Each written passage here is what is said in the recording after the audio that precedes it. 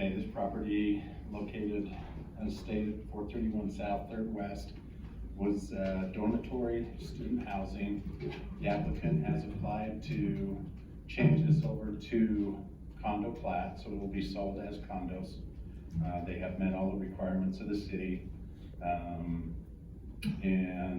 planning and zoning has approved it for recommendation to you for approval. Any questions you guys have at this point? Does the council have any questions for Mr. Parkinson? Yes, go ahead. For me? Yeah. Yeah. Okay. It's not a question. I guess I have a concern. Is that okay then? Yeah, sure. I just feel like this is a college town and that's real estate right by the college, and so I have concerns having that taken away from student housing, because if we approve this, then it could be anything. It could be short-term rentals, it could be anything. And I think that will cause problems later down the road if this happens repeatedly, because we need our students to be close to campus. Question or statement? Alan? That's what I said, was that it was a concern. Alan, just to be clear, they would not be allowed to go to short-term rental for any of these units without going through a process of obtaining additional parking. They have more than enough for condominium units, but if they allow any of them to become short-term rentals, they have to have one additional stall per door for short-term parking, for short-term rental. So they are not approved for parking if they allow any of them to be used for short-term rental. So there are some parking limitations. They're gonna have to go through an application process to be able to short-term rent in that apartment complex. So I got a question. So at that point, like Natalie, whoever approves those would say, this will not be approved because there's not adequate parking, right? I mean, it couldn't push it through and then we all of a sudden find out there's a short-term rental I'm just wondering. Brighams Mill and. They actually have to apply to planning and zoning. That comes to me, and it is reviewed to see if they meet those requirements. Then it also goes to the building department to make sure it's meeting those requirements. And ours would be, do you have adequate parking? And they have to show us where that would be. Okay. But I thought we talked before about having a hard time keeping track of all of our short-term rentals. We've actually bought software. Deborah takes care of this, and she actually scans that occasionally, goes through it and sees who those are, and then we can match those against the ones that are applied. But I heard it would be hard if there were several in one location to keep track of them. That is correct. So that is a challenge that the software has. If it's a, One with unit a and web 3 crawl, bedrooms. yeah, it's actually those units are hard to depict. So. And we face that in all of our short-term rentals, not just college apartments or apartments, even in our single family. If they're renting out individual bedrooms, we would struggle to be able to pick that up also. Sorry, just one more thing. I do understand that, however, this is a lot in one spot. And if it happened in other apartment complexes, then I feel like we might not be able to keep track of that. So that's just a concern I have. It is a challenge, and it is something that we do our best to keep track of that. And one of the biggest things that happens in all of our short-term rentals, usually it's the neighbors that start complaining, either about noise, about somebody taking up parking spaces, and that's where we send Natalie out. She visits with them, we do our research, and then they are straightened out at that point. Mr. Mayor? Yes, go ahead. Address something of what you said anyway. Are you concerned primarily about students that might go into these units short-term? Or is it just? No, I was speaking of things such as Airbnb or Okay. things like that. And to your other point regarding whether this is a good use for dormitory style buildings in the university area, I kind of shared that same concern, but this one I think is unique in that it does meet all the standards. It does meet the parking. I talked with the university. They have something upwards of 16,000 beds on campus in that pedestrian emphasis zone. And this is 180 beds, so it's sort of a drop in the bucket. Yeah, and when it switches, it's a minimal amount to what is totally available up there. Now that said, I anticipate there could be a domino effect here.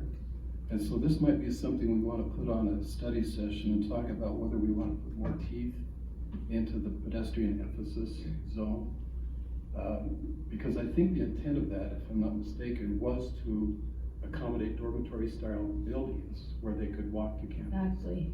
Well, it wasn't strictly for single, it was for college students, whether they were married or single was the intent of the pedestrian emphasis district. And a lot of the people that are seeking these right now are young married couples or families that are purchasing these thinking, I'm gonna have 3 or 4 of my children come to the college, I will own it, I can just have my kids live here as they go through. Now, if they're single, they can't do that. But if they have married children and they want to allow them to do that, then they can at that point, so. Well, married students, if you're a single student over 27, you don't have to live in You a don't have to live by those standards. So there's a lot of issues there. I was even concerned about people buying these units and then renting them out by the bedroom to students. But the university assured me that they track the address, so that won't happen. But I do think for future discussion, it would be good to put that on an agenda. And maybe see if we want to put emphasis or teeth in that pedestrian zone. Yeah, I think it's fortunate that they have enough parking. Yeah. In fact, they have access to. That's actually one good thing about the condominiumization is that it actually helps the parking problems because there's fewer cars, you know. Like up the Ivy, that would probably be better if those were condos rather than the way it is, because there would be fewer cars. You know, instead of, you only have one family living there, they might have 1 or 2 cars instead of 6 students that have 6 Then cars. we the parking requirement. Well, no, I know, that's why I say it would probably be better if they were condos. Yes, So, a couple questions. As we move into this residential type of living, I mean, how many parking do they have for visitors there? Because we look at 2 cars per unit. A lot of times when you're dealing with a 3-bedroom unit or so forth, and a full family, there could be 3 or 4 cars. Are we limited them for some visitor parking throughout that area? What are we doing with it? I'm very concerned with this going into them, yeah, we have all this parking, now we're gonna lease it out to other units, and then we have no parking, and we have the same big blow up and problem. And number 2 is that this was zoned for college approved housing, now we're changing it. We're not as a- changing the zone. So, the let me use. clarify.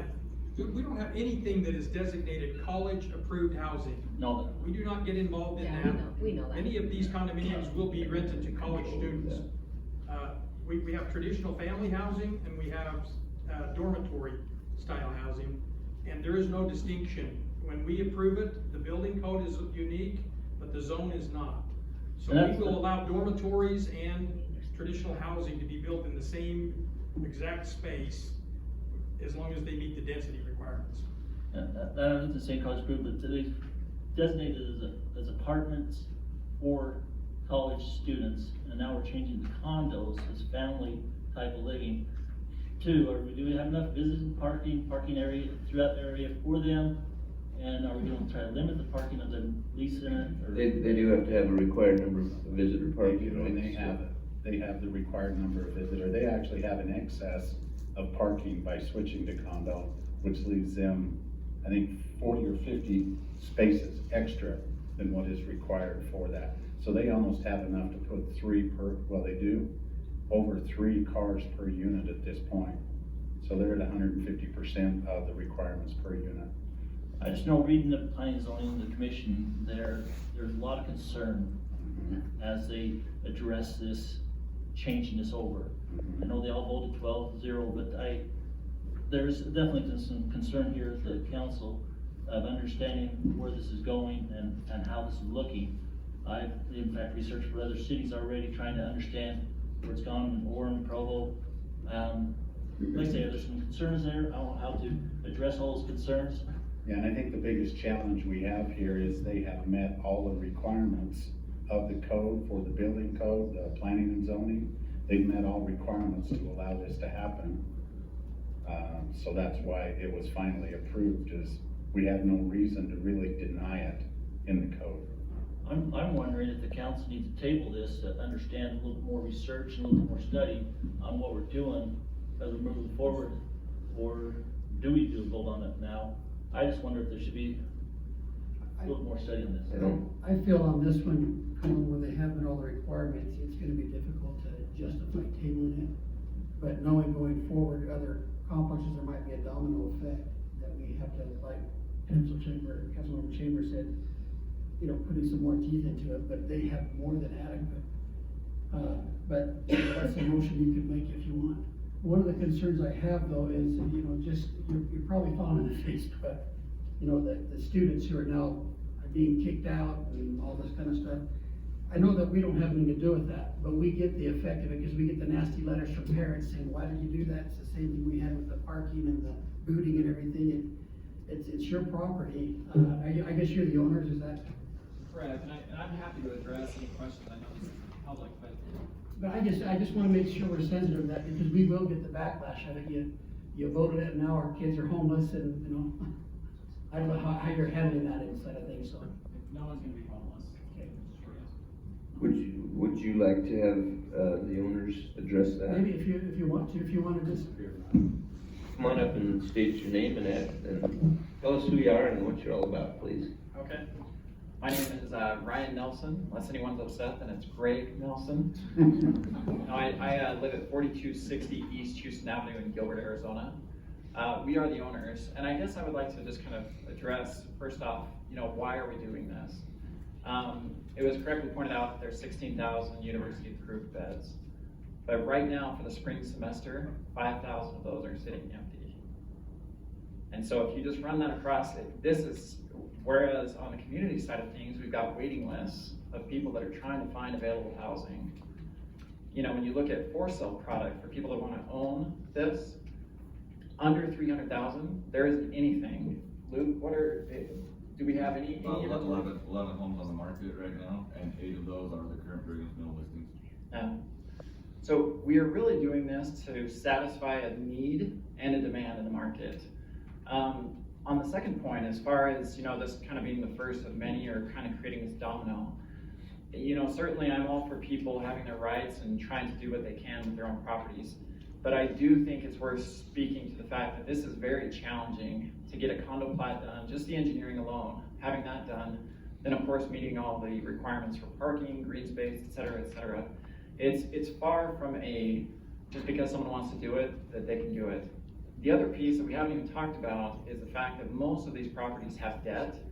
And so that becomes a very difficult requirement when you're trying to reconvey a single unit, for example, and you still have collateral on the other properties. Most lenders won't go for that. We have found a solution around that, but that's not a solution that would work across the board. So my personal opinion, it's been stated that, we are kind of a drop in the bucket. We're about, 3.6% of the empty beds right now. So it's not really gonna move the needle. It will help satisfy a bit of a demand on the other side. But again, it's not, I don't think that this is going to be the first of many. That's just my personal opinion. Can I ask a question? What Yes. green space requirements had to be met? I think it's 20%. 20%, yeah. Any other questions for Mr. Nelson? Thank you, appreciate your information there for us. All right, any further comments? No, we're worried about the domino effect, but we have to take even if there's a domino effect, we take each property individually and make sure it meets the requirements. So it's not like they're all gonna turn into condos, all college housing, because we still have to address each one. If they don't meet the requirements, they can't do it. Yeah. Okay.